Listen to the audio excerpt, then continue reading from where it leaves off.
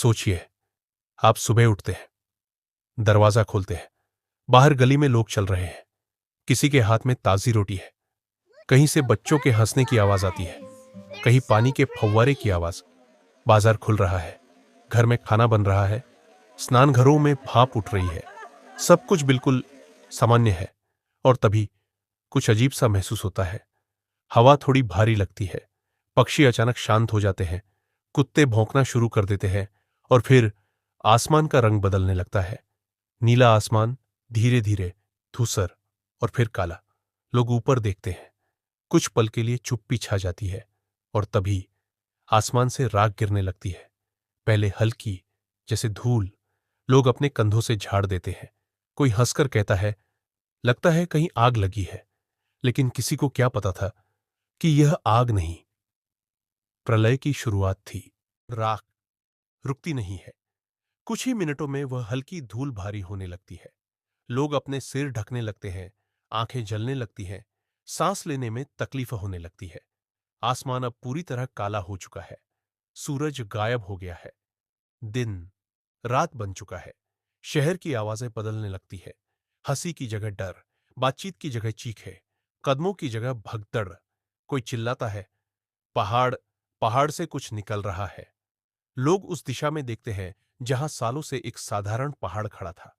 अब वहां धुआं नहीं, एक राक्षस खड़ा है, माउंट वेसुवियस। उसके मुंह से राख, पत्थर और आग आसमान में उछल रहे हैं, इतने ऊंचे कि बादल भी छोटे लगे। राख अब बारिश की तरह गिर रही है, लगातार, बिना रुके। छतों पर परत जमने लगती है, सड़कों पर चलना मुश्किल हो जाता है। कुछ घरों की छतें चरमराने लगती है और फिर ढह जाती है। लोग भागते हैं, बिना दिशा, बिना योजना। कोई घर की ओर, कोई शहर से बाहर, कोई बस जहां रास्ता दिखे। मां अपने बच्चे को पुकार रही है, बच्चा रोते हुए मां को ढूंढ रहा है। बूढ़े लोग पीछे छूटते जा रहे हैं। कुछ लोग कहते हैं, समुद्र की तरफ चलो। कुछ कहते हैं, दीवारों के अंदर रहो। लेकिन किसी को नहीं पता सही रास्ता कौन सा है, क्योंकि इससे पहले कभी किसी ने ऐसा कुछ देखा ही नहीं था। राख के साथ अब छोटे छोटे पत्थर भी गिरने लगे हैं। हर टकराव पर एक नई चीख, हर गिरते पत्थर के साथ एक नई उम्मीद टूट जाती है। लोग अपने चेहरे कपड़े से ढकते हैं, लेकिन हवा जहरीली हो चुकी है। हर सांस सीने को जलाती है। और तभी एक अजीब सी खामोशी। कुछ सेकंड के लिए सब कुछ थम जाता है, जैसे दुनिया सांस रोककर कुछ सुन रही हो। और फिर तेज हवा का एक तूफान।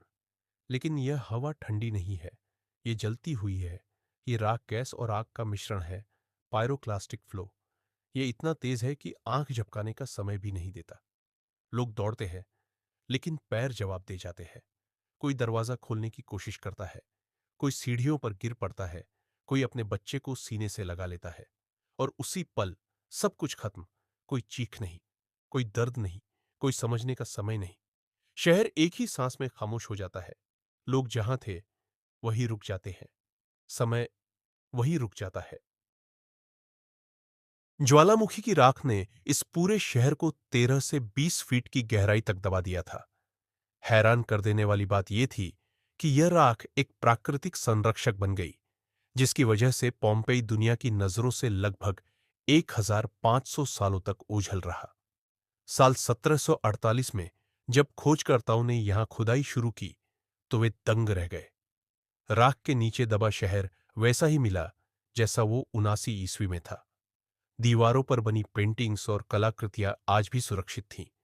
यहां तक कि मेजों पर रखा खाना और भट्टियों में मौजूद रोटियां तक वैसी की वैसी मिली।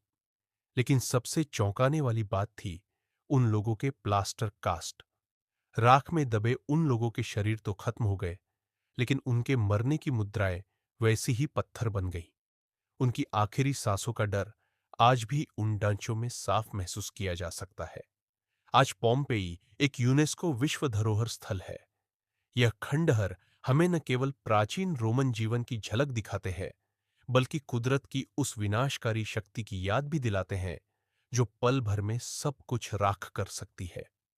अगर आपको ऐसी रियल मिस्ट्रीज और हिस्ट्री की हिडन कहानियां पसंद है, तो अभी चैनल को सब्सक्राइब कर लीजिए, क्योंकि हम हर हफ्ते लाते हैं दुनिया की छुपी हुई, सच्ची और हैरान करने वाली स्टोरीज। नेक्स्ट स्टोरी और भी ज्यादा शॉकिंग होने वाली है।